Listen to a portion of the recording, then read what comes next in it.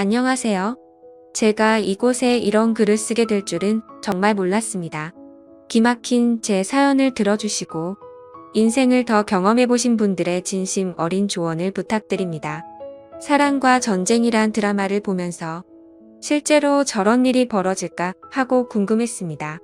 제 상식으로는 도저히 이해가 안 가서 픽션일 거라 생각했지만 실화에 근거를 둔 거라 하더군요. 드라마라고 해도 믿기 힘든 제 얘기를 한번 들어봐 주세요. 얼마 전 주말 저녁이었습니다. 아내는 직장에서 회식이 있다면서 늦을 거라 전화를 했습니다. 저는 애들과 저녁을 먹고 나서 TV를 보며 시간을 보내고 있었죠. 아내는 회식에 있는 날은 보통 밤 10시쯤 집에 들어오곤 했기에 그 전에는 굳이 회식을 방해하고 싶지 않아서 전화를 하지 않았습니다. 그런데 그날따라 밤 10시가 넘어서도 아내가 들어오지 않자 걱정이 된 저는 아내에게 전화를 하게 되었죠. 하지만 신호음을 한참 기다려봤지만 전화를 받질 않았고 그 이후로도 서너 번 전화를 했는데도 안 받더군요. 언제 오냐고 문자를 해도 대꾸가 없고요. 그렇게 20분가량을 걱정되는 마음으로 기다리다가 10시 20분쯤 되어서 다시 전화를 했을 때 아내는 전화를 받았고 집에 가는 택시 아니라고 했습니다.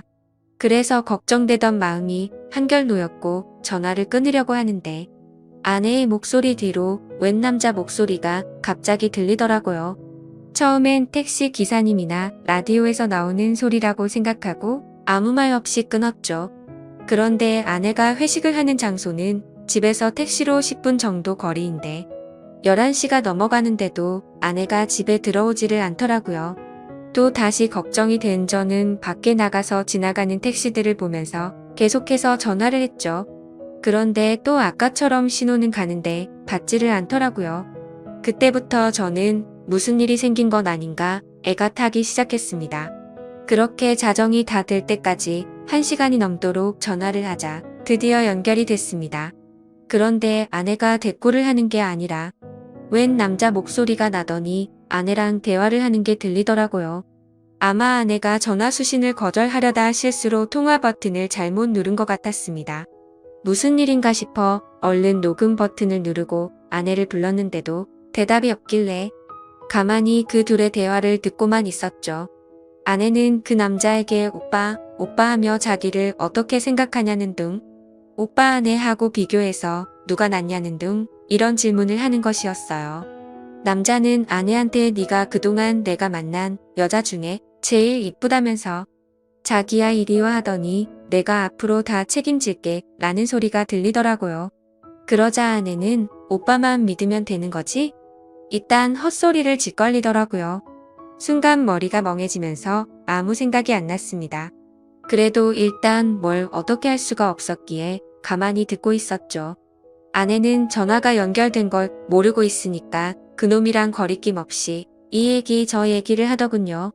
중간중간 어김없이 연인들이 대화하는 듯한 헛소리가 들렸고 왔다 갔다 하는 발걸음 소리에 화장실 물 내리는 소리도 들리고 남자가 냉장고 안에 물을 꺼내서 목마르다는 아내한테 주는 소리도 들리고 내가 듣다 기가 막혀서 큰 소리로 소리를 지르고 이름을 불러도 듣지를 못하더라고요. 벌레 씹은 표정으로 계속 듣고 있다 보니 갑자기 연결이 끊겨 버리더라고요.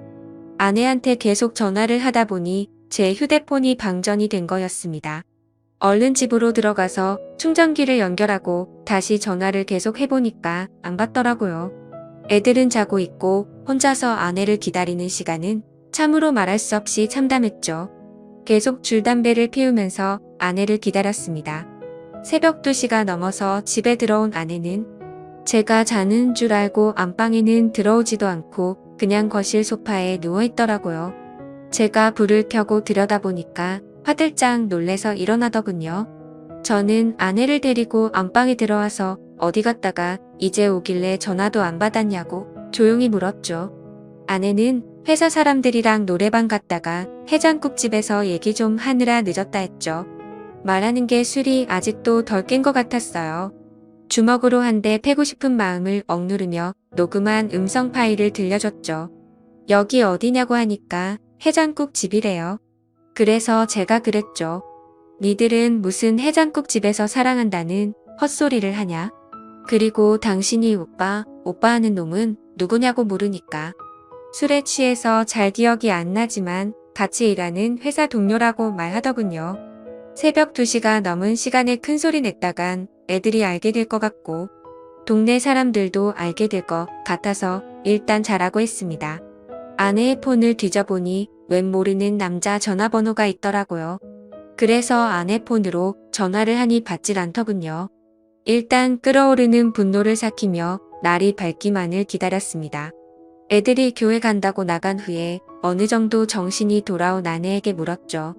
밤새 음성 파일을 수십 번 들어봐도 이건 모텔이다. 무슨 해장국집에 화장실과 냉장고가 딸린 방이 있냐고 추궁했죠. 계속되는 저의 추궁의 아내는 술이 너무 취해 기억이 없다고만 하더군요.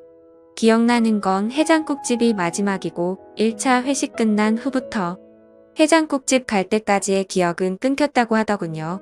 그럼 이 녹음 파일을 내 귀로 들어봐라 하고 들려줬죠. 제 아내는 대화 나누는 소리 이외에는 다른 소리는 전혀 안 들린다더군요. 너무 기가 막혀서 나는 들리는데 넌 왜 안 들리냐니까. 그 남자랑 신체 접촉은 절대 안 했기 때문에 자신은 들리지 않는다는 말도 안 되는 소리를 하는 겁니다. 문제는 그 이후에 그 상대방 남자놈의 아내한테서 전화가 오면서부터입니다. 그놈 아내가 제 아내한테 전화를 했고 통화 내용을 듣기 위해 한 뼘 통화를 켜고 같이 들었습니다. 그렇게 드디어 결정적 증거가 나왔죠. 그놈 지갑 안에서 숙박비를 결제한 카드 영수증이 나왔다는 겁니다. 얼마나 급했으면 이 인간 쓰레기 같은 것들이 현금도 아닌 카드로 숙박비를 계산했더군요. 나중에라도 카드 내역이 밝혀지면 어쩌려고 겁도 없이 그곳에서 카드를 긁는지 참 어이가 없었습니다. 나중에 일은 생각도 안 하고 술에 취해서 정신이 나갔던 건지 앞뒤 걱정 안 하고 그런 거겠죠. 아무튼 그걸 근거로 그놈을 추궁하니까 제 아내와 갔었다고 말해서 전화를 했다는 거죠. 그놈 아내는 제 아내한테 온갖 욕을 하였고 제 아내는 같이 가기는 했지만 아무 일도 없었으니까 진정하라는 식으로 대화가 오고 갔습니다. 옆에서 가만히 듣고 있는 저는 그저 기가 막힐 뿐이었죠. 내가 음성 녹음을 근거로 추궁할 땐 아니라고 딱 잡아떼던 아내가 영수증이 나왔다는 말에 그 놈이랑 같이 들어갔던 걸 인정한 겁니다. 처음엔 기억이 안 난다고 잡아떼던 아내가 물적 증거가 나오자 거길 갔던 것을 자백은 하는데 이번엔 신체 접촉 같은 건 절대 없었다고 하기 시작한 겁니다. 계속해서 잡아떼는 모습에 너무 열이 받았죠. 그래서 그놈 아내와 제가 직접 통화를 하게 됐죠. 그 여자의 얘기를 들어보니 그놈도 지 아내한테 같이 들어가긴 했지만 신체 접촉은 안 했다고 주장했다더군요. 세상에 이게 말이 됩니까? 사지 멀쩡한 두 남녀가 거길 들어가 놓고 그냥 나왔다는 게 믿어질까요? 만약 제가 그 안에서 벌어진 음성 녹음을 확보하지 않았으면 아마 그 안에서 회사 얘기만 하고 나왔다고 우길 판이었지만 물적 증거 앞에서 인정 안 할 수가 없죠. 그러니까 이것들이 더 괘씸하게도 증거가 나올 때마다 딱 거기까지만 인정하는 거죠. 처음에는 둘이서 2차로 해장국집만 갔다고 했다가 카드 영수증 나오니까 걷길 간 것까지만 인정하고 아무 짓 안 했다고 하다가 음성 파일 들려주자 서로 술에 취해서 헛소리를 한 거지만 신체 접촉은 없다는 식으로 확실한 증거 앞에서만 자백을 하는 식이었죠. 그렇다고 어떻게 할 수도 없는 노릇이었습니다. 직접적인 물적 증거는 없었으니까요. 밤새 잠도 못 자고 담배만 피웠더니 머리가 너무 무겁더군요. 밖에 나가 또 다시 담배를 피워 물며 이것들을 어떻게 해야 하나 생각했습니다. 그놈과 웃으면서 얘기를 나누던 아내의 목소리가 떠올랐고 그놈과 사랑한다면서 이야기를 주고 받는 아내의 모습이 눈앞에 아른거리면서 정말 참담하고 분노가 미쳐버릴 심정이 되었습니다. 이런 짓거리를 한 아내를 어떻게 해야 하나 머릿속이 복잡했습니다. 집에 다시 들어가 보니 아내가 그놈 아내랑 통화를 하고 있었습니다. 제 아내는 그놈 아내한테 아니에요. 오해하실까봐 그런 거예요. 이런 말을 하고 있더라고요. 전화기를 뺏어서 그놈 아내한테 무슨 얘기냐고 했더니 좀 전에 지 남편이랑 제 아내가 통화하는 걸 들었는데 그놈이 제 아내가 괜찮은지 안부 전화를 했다는 겁니다. 제가 밖에 있는 사이에 그놈한테 문자를 보내서 무조건 안 했다고 딱 잡아떼라고 하자 그놈이 제 아내가 남편인 저한테 폭행이나 당하지 않았을까 걱정이 돼서 전화를 했는데 그걸 그놈 아내한테 또 들킨 거죠. 아내가 보낸 문자도 들키고요. 그놈 아내는 제 아내한테 딱 잡아떼라는 말을 왜 했냐고 물었더니 괜한 오해할까봐 아무 일 없었으니까 안심하라는 뜻으로 했다고 합니다. 세상에 이게 말이 됩니까? 다 큰 어른들이 아무 생각도 없이 그곳을 간 것도 아닐 텐데 말이죠. 제가 받은 충격은 참으로 컸습니다. 결혼 10여 년 동안 서로 다정하게 지내고 정신적으로나 육체적으로나 서로 안정되게 교감을 나누며 살아왔으니까요. 부부싸움을 전혀 안 한 건 아니었지만 홧김에 딴 남자 바라보게끔 아내를 화나게 한 적이 없었거든요. 저 역시 결혼 후에는 아내만 사랑하고 다른 여자는 생각도 안 해봤습니다. 항상 나만을 사랑한다고 말하고 행동으로 보여주던 아내였기에 제가 느끼는 배신감은 이루 말할 수 없었습니다. 이번 사건 후 며칠이 지났지만 아직 아무것도 결론을 못 내렸습니다. 애들이 눈에 밟혀 이러지도 못하고 저러지도 못하고 있습니다. 이런 제 모습이 여러분들은 상상이 되실지 모르겠습니다. 삶의 의욕을 잃을 정도로 이번 일은 제 인생을 통틀어 도저히 답이 나오지가 않습니다. 얼마나 절망적이면 차라리 몰랐으면 좋았을 거란 생각도 들고요. 여러분은 제 얘기를 듣고 어떤 생각을 하셨나요? 이 답답한 현실에서 벗어나려면 어떻게 해야 할까요? 부디 현명한 조언 부탁드립니다. 감사합니다. 다음 사연입니다. 안녕하세요. 다양하고 많은 사연들을 읽어보다가 문득 예전 생각이 나서 지금으로부터 10년 전 제게 있었던 이야기를 들려드리고 싶어서 이렇게 글을 적게 되었습니다. 10년 전 제게는 누가 봐도 예쁘다고 칭찬할 만큼의 미모가 뛰어난 와이프가 있었습니다. 그때 당시에 저와 아내는 30대 초반의 동갑 부부였었고 초등학교를 다니는 외동딸 아이 하나가 있었습니다. 저와 아내가 처음 만나게 된 건 남들처럼 특별할 건 없었습니다. 그 당시 아내는 제가 다니는 회사의 가 비치에 있는 더 좋은 회사에서 근무하던 직원이었고 회사 간의 업무 파트너 담당자들이었기에 매주 몇 번씩 마주치게 되었었죠. 그러다 그녀의 미모와 능력에 점차 빠져들게 되었습니다. 저는 전문대를 나왔고 집사람은 명문대를 나왔었고 얼굴은 연예인 중에 김사랑을 닮아서 세련미가 넘쳤고 몸매도 좋았습니다. 그리고 말도 사근사근하게 잘하고 상냥해서 누구나 반할 만한 그런 여자였었죠. 솔직히 그에 비해 저는 다른 사람들과 다를 바 없는 평범한 남자였었고 아내는 미모면 미모 학벌이면 학벌 그리고 저보다 뛰어난 스펙까지 뭐 하나 꿀릴 게 없었죠. 그래서 그런지 처음에는 상냥하게 말을 건네던 여자였는데 제가 관심을 보이자 그때부터는 전과 다르게 저를 깔보는 듯한 행동과 말을 서슴지 않더라고요. 그래도 그때는 왜 그랬는지 그런 취급이 아무렇지가 않았습니다.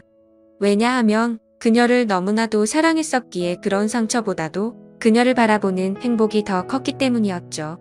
아무튼 저는 계속해서 관심을 표현하면서 선물 공세를 하기 시작했고 어느샌가 그녀도 제 마음을 알라줬는지 행동이 변하기 시작했던 시점이 있었습니다. 그런데 사실 그 행동조차도 저를 사랑해서 변했던 행동은 아니었더군요. 왜냐하면 훗날 결혼하고 나서 술을 마시다 아내가 제게 그때 있었던 사실을 술김에 말해줬기 때문입니다. 아내는 그때 당시에 같은 회사의 직원과 비밀 사내 연애를 하고 있었답니다. 그런데 갑자기 아내는 이별을 통보받았고 그 복수심에 저와 알콩달콩한 모습을 보이고 싶어서 그랬었다더군요. 그렇다면 제게 하는 행동을 그 자리에서 같이 볼 수 있었던 사람이었을 테고 누군지 짐작은 갔었습니다. 그때 같이 회의를 하던 사람은 아내의 팀장인 유부남과 여직원 1명 그리고 남자 후배가 1명이 있었죠. 그래서 저는 당연히 후배 남자라고 생각을 했었는데 지금 생각해보니 그게 아니었던 것 같기도 합니다. 아무튼 그때 당시에는 자세한 내막을 알지 못한 저는 그녀의 관심이 행복하기만 했었고 그녀도 저와 같은 마음이라고 확신이 들어서 고백을 하였고 연애를 시작하게 되었습니다. 하지만 저 혼자만의 일방적인 마음으로 시작한 연애는 힘든 시련들이 셀 수 없이 많았습니다. 그녀는 친구들과 술을 마시거나 회식을 하는 날이면 어김없이 연락 두절은 기본이었고, 제가 상처를 받든 말든 남자 사람 친구와 둘이서 술을 마신다고 아무렇지 않게 말을 하더라고요. 이미 콩깍지가 제대로 씌어져서 아내의 잘못된 모습들을 모두 다 이해하고 넘어갔던 것 같습니다. 그러다 결국 제가 너무 큰 상처를 받게 되고 그녀와 이별을 선택하게 된 사연이 있습니다. 그때 당시 여자친구는 자주 술을 마시던 남자 사람 친구와 둘이서 여행을 간다고 하더군요. 여자친구는 그 친구와는 어릴 때부터 동성 친구처럼 지내는 사이라서 걱정할 거 없다고는 하는데, 아무리 제가 여자친구를 좋아해서 쩔쩔매는 입장이라고 하더라도 이건 아니지 않나요? 그래서 그동안 참아오던 모든 게 터져버렸고 분노가 한번 시작하니 도저히 걷잡을 수 없었습니다. 저는 단도직입적으로 말했죠. 만약 그 남자와 둘이서 여행을 간다면 나와는 끝이라고 말이죠. 하지만 여자친구는 그러거나 말거나 관심도 없다는 듯이 네 마음대로 하라고 하고는 여행을 가버리더군요. 그런 모습에 그동안 내가 정말 연애를 잘못하고 살았구나라는 걸 많이 깨달았고 힘든 아픔을 겪고 있었습니다. 그렇게 2달 정도가 지난 어느 새벽에 여자친구에게서 연락이 오더라고요. 저는 제 나름대로 많은 정리를 했다고 생각을 했음에도 그녀의 번호로 전화가 오니 심장은 미친 듯이 두근거렸고, 솔직히 말해서 기분이 나쁘지가 않고 반갑고 좋았었습니다. 곧바로 그녀의 전화를 받아보니 우는 목소리로 제게 사과를 하더군요. 그동안 자신에게 잘해주던 걸 너무 몰랐답니다. 그런데 헤어지고 나니까 자신도 저를 너무 사랑했다는 걸 깨달았고 용서를 해달라고 하더라고요. 그리고 그때 했던 선택은 자신도 후회한다며 다시는 그런 말도 안 되는 짓 하지 않겠다고 했죠.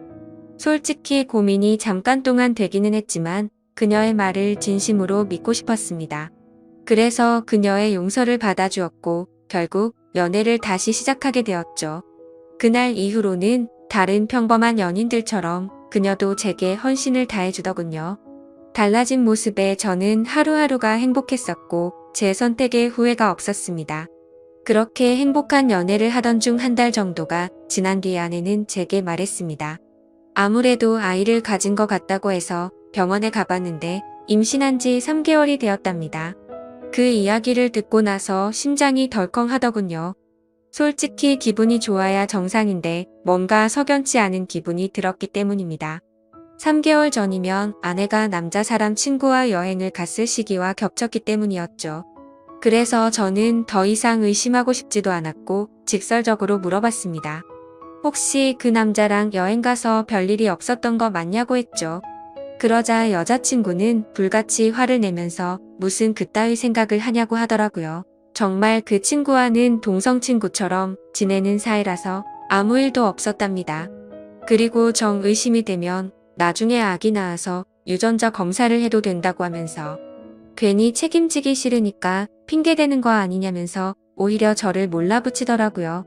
그래서 일단 당장은 아내의 당당한 태도에 제가 너무 의심만 가지고 기분 나쁜 소리를 한 건 아닌가 싶어서 사과를 했고, 결국 아내와 저는 아이를 낳기로 결심을 하고 서둘러서 결혼을 했습니다.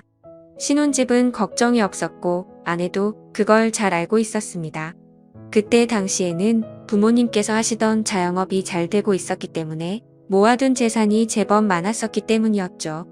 그래서 신혼집을 서울 한복판에서 대출 없이 작가로 시작했습니다. 그때는 정말 남들 부러울 거 하나 없었고 진짜 세상이 모두 다 제 것만 같았습니다. 결혼을 하고 나서 집사람은 곧바로 다니던 회사를 그만두고 딸 아이를 출산하게 되었죠.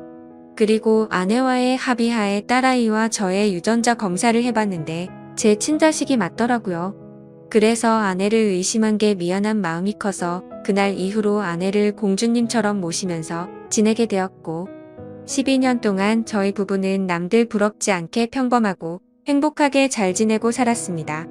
물론 그 생각은 지금 다시 생각해보면 저 혼자만의 착각이었던 것 같지만요. 아내가 연예인처럼 예쁘고 날씬하고 동네 주민들 누구에게나 상냥했었는데 이런 성격들이 어쩌면 다 불행의 시초였던 것 같습니다. 그때는 착하고 상냥한 성격이 마냥 좋다고 생각했는데 믿는 도끼에 발등 찍힌다는 말이 절실하게 생각나더군요. 아무튼 어느 날 옆집에 유명 배우처럼 생긴 데다가 근육질 몸매의 얼굴도 잘생긴 30대 정도의 이웃남이 이사를 오게 되었습니다. 아마도 그 시기부터 뭔가 모르게 평화로웠던 제 삶이 엉망진창으로 뒤엉켰던 것 같네요. 그 사람이 이사를 오고부터 복도에 담배 냄새가 많이 났었고 담배꽁초가 많이 버려져 있었습니다. 그걸 참다 못한 집사람이 그놈에게 주의를 준다고 하면서 말을 섞더니 그 남자에 대해서 나쁜 사람이 아니었다며 저보고도 오고 가며 친하게 지내라고 하더라고요.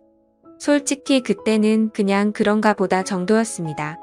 하지만 아내는 저와 이야기를 할 때 자신도 모르게 매번 옆집 아저씨가 이랬다 저랬다라고 하면서 언제부턴가 옆집에 사는 이웃남의 이야기를 과하다 싶을 정도로 많이 하더라고요. 그래서 제가 회사에 출근을 하고 나서 저렇게 많이 이야기를 나누는 건가 싶었습니다. 그렇다고 괜히 예전처럼 또다시 의심을 할 수도 없는 노릇이었고 혹시라도 찌질하게 보일까 봐서 일체의 잔소리를 삼가했습니다. 결혼 전에도 딸아이가 제 아이가 아니라고 의심했던 미안함이 너무 컸었기에 사랑하는 아내를 믿을 수밖에 없다고 생각을 했고 그때까지만 해도 다른 생각은 딱히 하지 못했습니다. 하지만 날이 가면 갈수록 아내의 행동에서도 많은 부분들이 달라지는 게 느껴지기 시작했죠. 언제부터인가 제가 퇴근을 하고 집에 들어오면 집사람이 집안에서도 화장을 진하게 하고 있다던지 평소와는 다르게 집에서 입는 반바지나 치마가 과하다 싶을 정도로 많이 짧아졌습니다. 제가 고지식해서 하는 생각이 아니라 그냥 누가 봐도 민망하다 싶을 정도로 너무 많이 드러냈었죠. 오죽하면 근처 슈퍼에 가서 담배를 사고 있을 때 슈퍼 아주머니가 그러더군요. 아이 엄마가 너무 노출이 심하다면서 요즘 동네 아줌마들 사이에서도 말들이 많다고 하더라고요. 하지만 과거에도 아내의 미모를 시기 질투해서 가끔 그런 이야기들이 오고 간 적이 있어서 대수롭지 않게 생각했고 집에서만 지내다 보니 아내가 많이 외로워졌나? 라는 생각까지 들더라고요. 그래서 그냥 여자들의 한때 기분 이려니 했습니다. 지금 돌이켜 생각하면 제가 너무 안일했던 것 같습니다. 그때 그런 모습들을 보고 바람의 징조를 포착했어야 됐는데 말이죠. 그렇게 아내를 믿으면서 평소와 다름없이 지내던 어느 날이었습니다. 외근을 다녀오고 나서 평소보다 일찍 퇴근하고 집으로 들어갔는데 아내가 샤워를 하고 있더라고요. 그래서 아무 생각 없이 옷을 갈아입고 안방에서 TV를 보면서 쉬고 있으니 아내가 욕실에서 나오더군요. 그런데 생전 처음으로 보는 민망한 속옷 차림으로 나오더니 아내도 약간 놀라는 듯한 눈치였습니다. 아내는 오늘 무슨 일로 일찍 들어왔냐고 하면서 놀라는데 오늘 외근 갔다가 일찍 들어왔다고 말했고 처음 보는 속옷이라고 하니까 기분 전환 겸 샀다고 하더라고요. 그래서 그냥 그런가 보다 생각은 했지만 도저히 주부의 속옷으로 보기는 힘들었습니다. 그냥 기분이 찜찜했지만 그러려니 했고 일찍 마침 김에 같이 장이나 보러 가자고 하고서 아내와 같이 외출을 하게 되었죠. 그렇게 엘리베이터를 기다리고 있는데 옆집에 사는 이웃남도 때마침 문을 벌컥 열고 나오더군요. 그런데 약간 흠칫하는 듯한 모습이 이상하게 생각되었고 같이 엘리베이터를 탔는데도 뭔가 알 수 없는 묘한 기류가 느껴졌습니다. 평소에 친하게 지낸다던 아내와 이웃집 남자가 이야기도 잘 섞지 않았고 옆집 남자는 저와 인사를 하면서도 제 눈을 똑바로 쳐다보지를 못하더군요. 예전에도 이런 모습들이 보였기 때문에 단지 성격이 좀 소극적이거나 수줍음이 많은가 보다 생각했었고 그저 내성적인 사람이려니 생각했었습니다. 그런데 갑자기 저런 모습이 저에게만 그런 건가 싶은 생각이 들었죠. 그래서 마트를 가는 동안 아내에게 물어봤습니다. 옆집 남자랑 친하다면서 왜 어색하게 인사하냐고 했더니 몇 번 마주쳤는데 보면 볼수록 사람이 착하기는 한데 뭔가 어두운 느낌에 멀리했다고 하더군요. 그러면서 아파트 반상회에서도 아주머니들 사이에서 말이 많았다며 말을 이어갔습니다. 옆집 남자가 원래는 성격도 밝고 착한 사람이었는데 전 부인이 바람을 펴서 이혼을 하고 성격이 많이 변했답니다. 그래서 옆에서 지켜보면 매일같이 술만 마셔대고 담배도 엄청나게 많이 핀다고 하더라고요. 그 말을 듣고부터는 그날 이후로 옆집 남자에 대한 궁금증이 더 생겨나서 유심히 지켜보기 시작했습니다. 술과 담배를 많이 한다는 건 잘 알 것 같은데 그런 걸 제외하고는 특별한 문제들은 없어 보이더군요. 옆집 남자는 주말이면 어김없이 교회도 빠지지 않고 혼자서 잘 나가더군요. 단정히 성경책 들고 예배 가는 모습이 인상이 깊었고 그런 모습들이 어두워 보인다거나 다른 생각은 할 수가 없었죠. 그냥 누가 보더라도 겉보기에는 정말로 절대 문제가 있는 사람 같아 보이진 않았습니다.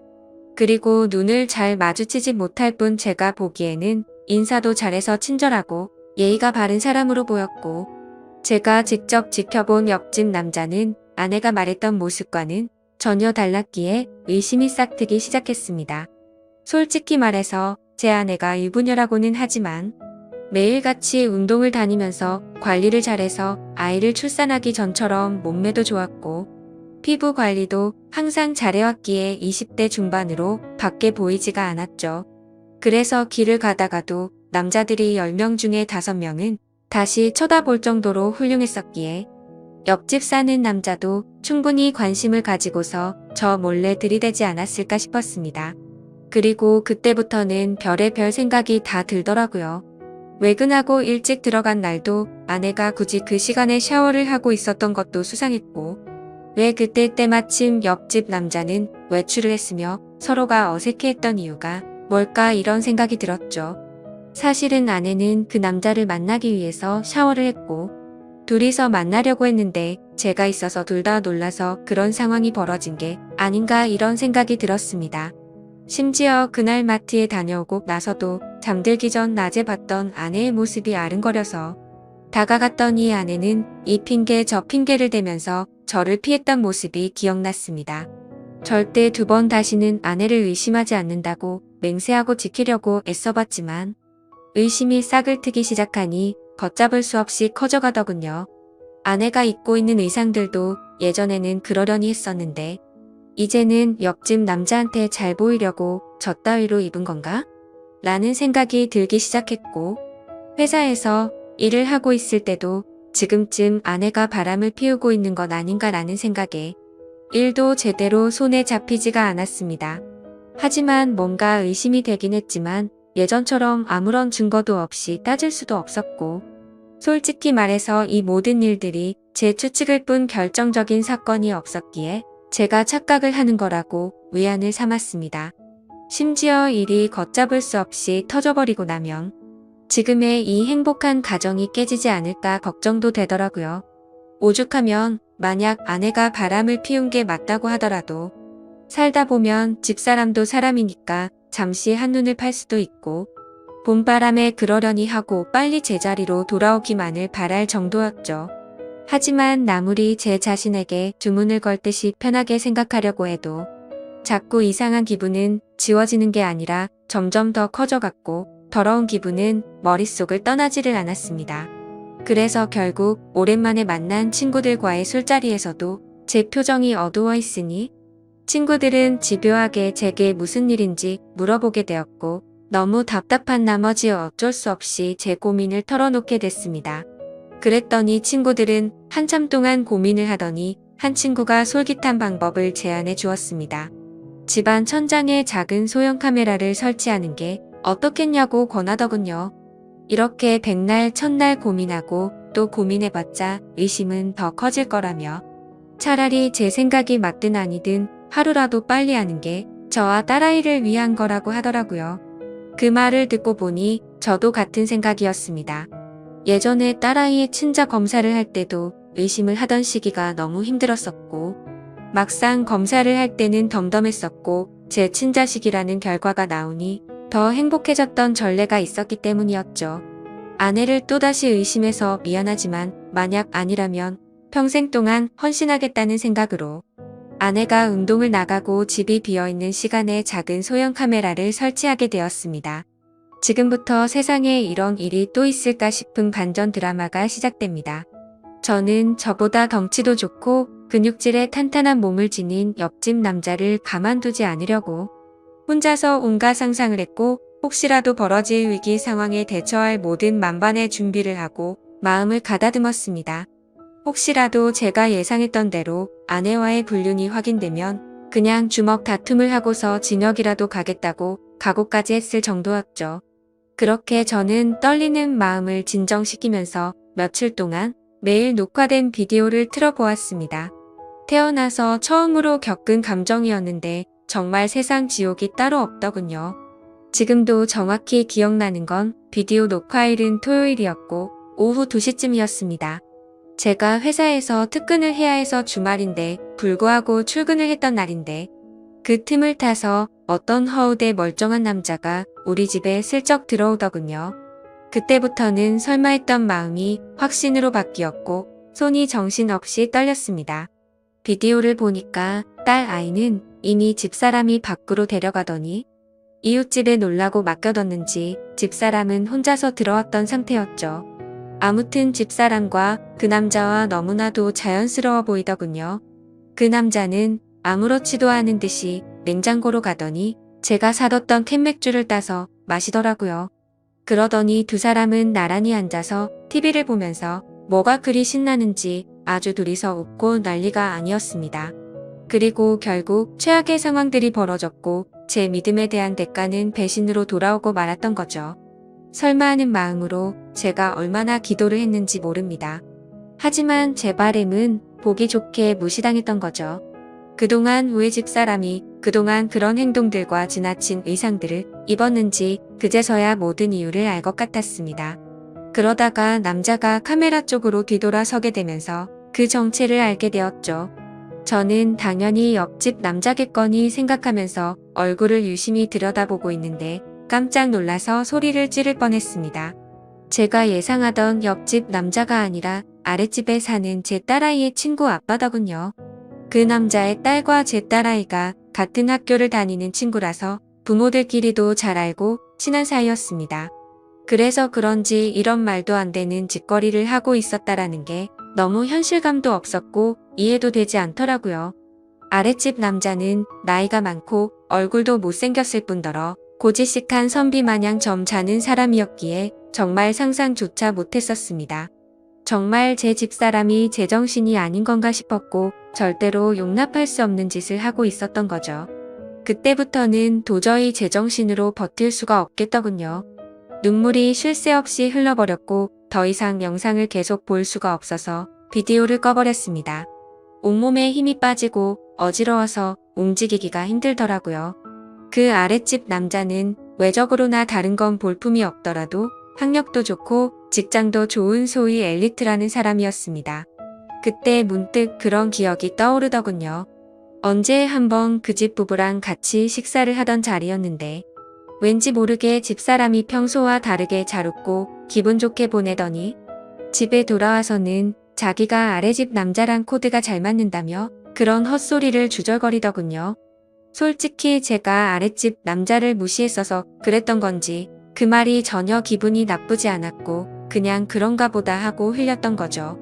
지나고 나서 생각해보니 그때부터 이미 눈이 맞았던 걸 눈치챘어야 했던 건데 제가 너무 한심스럽고 원망스러웠습니다. 저는 너무 열이 받아서 지금까지 벌어진 모든 사실을 인터넷에 올려서 이것들을 온 천하에 알리고 싶었고 2번 다시는 세상에 차마 얼굴도 못 들고 살게 만들고 싶었는데 차마 딸아이 때문에 도저히 그렇게는 못하겠더군요. 그러면 차라리 평생 죄책감을 갖고 살아갈 수 있게 내가 잘못되는 게 그게 최고의 복수겠거니 생각하고 옥상을 2번이나 올라갔다 내려왔다를 반복했지만 도저히 겁이 나고 용기가 나지 않아서 집으로 돌아왔습니다. 세상에서 가장 큰 분노가 생겼는데도 불구하고 어떤 복수를 하는 것조차 쉽지 않다라는 걸 처음으로 깨달았던 것 같네요. 결국에 어떻게 할지 한참 동안 고민을 하다가 집사람의 부모님에게 이 모든 사실을 알려야겠다고 생각을 했습니다. 곧바로 근처에 살고 있는 저희 누나에게 연락을 해서 저녁에 딸아이 좀 데려가서 맡아달라고 부탁을 했고 그날 저녁 장인어른과 장모님을 저희 집으로 모셔왔습니다.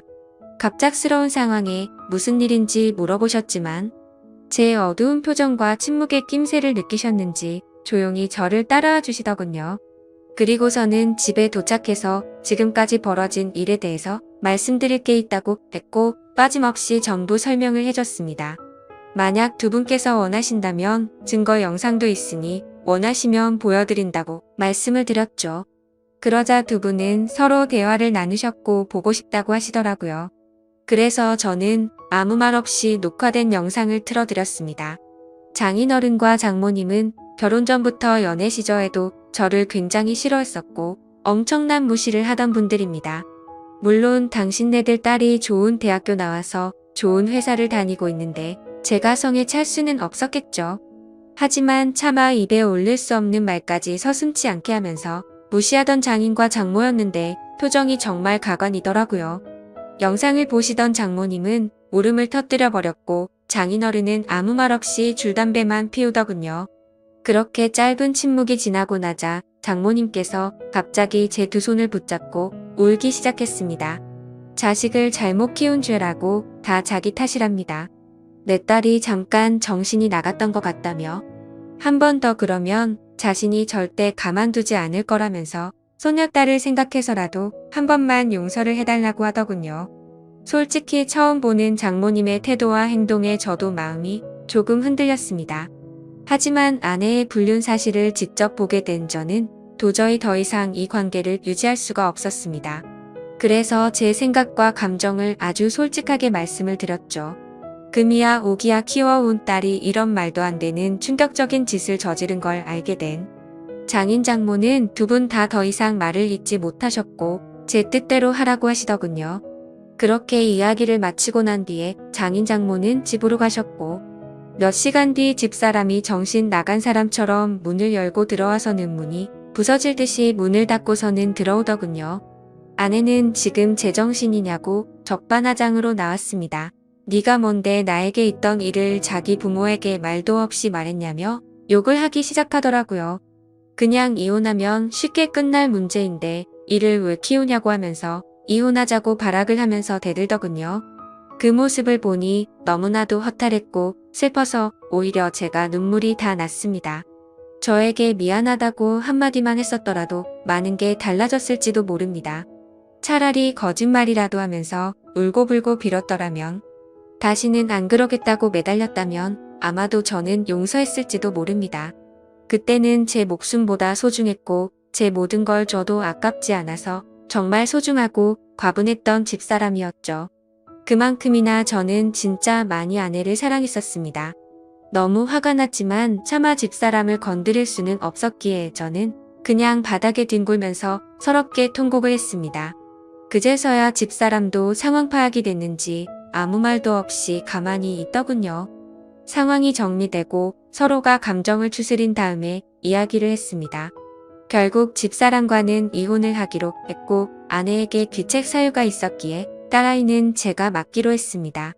그리고 아랫집 그 정신 나간 유부남도 이 모든 사실이 드러나자 그 유부남의 아내가 회사에서 한바탕 난리를 치는 바람에 불명예 퇴직을 당하게 되었고 결국에는 이혼까지 당했다고 하더군요. 그리고 당장은 집에서 아이를 키울 사람이 없었기에 독신으로 지내고 있던 누나가 저희 집으로 들어와서 딸아이를 잘 키워줬습니다. 가진 거라고는 집 하나 딸랑 있었는데 그 집을 팔고 싶지는 않았습니다. 당장 팔면 너무 막심한 손해였을 뿐더러 온전히 제 딸아이에게 물려주고 싶었기 때문이죠. 그래서 저는 제 딸아이에게 모든 걸 다 해주고 싶어서 정말 열심히 살았습니다. 나름대로 수입이 적지는 않았던 덕분도 있었고 제가 열심히 하는 만큼 수익은 더 늘어났기에 항상 추가 근무를 지원해서 했고 일 없는 날에는 대리기사도 뛰면서 정말 열심히 살았습니다. 제가 부족해서 엄마 없이 키운 죄를 물질적으로 풍족하게 해서라도 딸아이에게 모든 걸 보상해주고 싶었죠. 저는 5년째 낡은 구두를 고쳐가며 신어도 제 딸의 옷과 신발은 꼭 유명 메이커로 사서 입히고 신겼습니다. 딸이 원하면 유학도 보내주고 원하는 건 다 해주고 싶었고 시집갈 때도 진짜 잘해주리라고 마음먹고 악착같이 일만 했습니다. 그래서 일주일에 5번 넘게 마시던 술도 안 마시게 되었고 담배도 끊었습니다. 하루에 15시간씩 고된 일을 하고 집에 들어와서 공주님처럼 곤히 자고 있는 제 딸을 보면 신기하게도 그날 있었던 모든 피곤함과 스트레스가 모조리 사라지는 기분이 들더군요. 딸 아이가 엄마가 없는데도 불구하고 큰 말썽도 안 부리고 건강하게 잘 커져서 고마웠습니다. 쌓여가는 딸의 시집 미천 통장 잔고가 쌓여가는 걸 보면서 제 인생도 제자리를 찾아가는 기분이었죠. 그러다 딸 아이가 초등학교를 졸업하고 중학교 들어갈 때쯤 저에게 중매가 들어왔습니다. 여자가 얼굴도 참하고 통통하고 다 좋은데 약간씩 다리를 절더라고요. 공부도 많이 하지 못했고 집안에 돈을 보태주느라 모은 돈도 500만 원 정도 밖에 없다고 했습니다. 허우대 멀쩡해서 예쁜 몸 자랑하느라 이 남자 저 남자한테 눈 웃음 치면서 사는 여자보다는 낫다고 생각들더군요. 다리를 절어도 마음을 저는 것보다 제대로 정신 박힌 여자가 훨씬 더 낫겠지라고 생각을 했습니다. 저희는 그렇게 중매로 만나서 서로가 점점 호감을 쌓아가게 되었고 결국에는 따로 식은 올리지 않고 혼인신고만 하게 됐습니다. 그 이후로 저와 아내는 살림을 합치게 되었고 바로 그 다음 해에 아들을 갖고서 낳게 되었습니다. 지금의 제 아내는 처절하고 아팠던 지옥 같은 제 과거를 보상해주는 하늘에서 내려준 천사 같은 복덩어리였습니다. 아내는 빈손으로 결혼해서 미안하다며 늘 미안하다는 말을 입에 담고 살았고 제가 그렇게 말렸는데도 불구하고 살림에 도움이 되고 싶다면서 동네 마트에서 다리를 절면서도 알바를 하더군요. 딸도 사춘기를 잘 극복하고 공부도 잘해서 올해 서울 상위권 대학에 입학했습니다. 그래도 머리는 친모를 닮아서 그런지 공부는 잘했네요. 예전 집사람은 지방에서 연하남과 살림을 차렸다고 하던데 철이 없는 남자를 만났는지 형편이 말도 안 되게 어렵다고 하더라고요. 그래서 가족들한테 돈을 엄청나게 빌린 뒤로는 가족들에게조차 도통 연락이 없다고 하더군요. 뭐 그러던지 말던지 저는 제 인생을 살려고 합니다. 이젠 저는 두 아이들을 위해서 그리고 지금의 아내를 위해서 더욱 더 열심히 살 겁니다. 이 사연을 보시는 분들은 절대 바람 피우지 않으셨으면 하는 바람입니다. 남의 영혼에 상처 주지 말고 제발 남의 눈에 피눈물 나게 하지 마세요. 그 지옥을 겪어본 사람으로서 가장 사람을 비참하게 만들고 나락으로 떨어뜨리는 짓은 없다고 생각이 듭니다. 어제 성과금이 들어왔습니다. 오늘은 저녁에 아내가 좋아하는 소고기에 소주나 한 잔 마시면서 하루를 정리하려 합니다. 지금까지 제 사연을 읽어주셔서 감사합니다.